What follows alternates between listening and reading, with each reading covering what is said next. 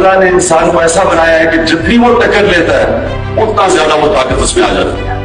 जितना वो खौफ पे काबू पाता है इंसान में खुद भी और दिलेरी आ जाती है। हमेशा जब आपके सामने रेजिस्टेंस आती है आपको एक मौका मिलता है अपने आप को और मजबूत करने का। इकबाल का जो शेर है, तुम भी वादे मुखालिफ से ना घबराया होगा, ये तो चलती है तो ये ऊंचा उड़ाने के लिए, इसको अगर आप समझ जाए तो आप समझेंगे कोई नथिंग इज इम्पॉसिबल। और अल्लाह ने जो हमारे में पोटेंशियल दिया है हम सब में, लेकिन अगर हमने इस पोटेंशियल को डिस्कवर करना है तो अल्लाह ने कई कंडीशनैलिटीज लगाई है। सबसे बड़ी कंडीशन ये है कि एक बड़ी सोच रखो।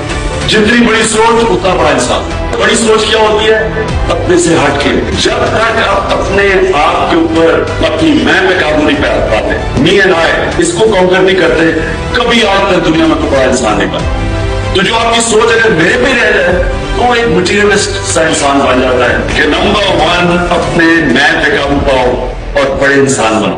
नंबर 2 ये जो खौफ है, मैं हार ना जाऊं, लोग मजाक उड़ाएंगे, लोग क्या कहेंगे, इसके ऊपर काबू पाओ। क्योंकि कोई बुज़दिल आदमी आज तक कोई बड़ा काम नहीं कर सकता। तो ये जो 2 चीजें हैं, ये प्री रेक्विजिट्स है। बड़ी सोच अपने से हट के, और दूसरा आप हारने से नहीं डरते।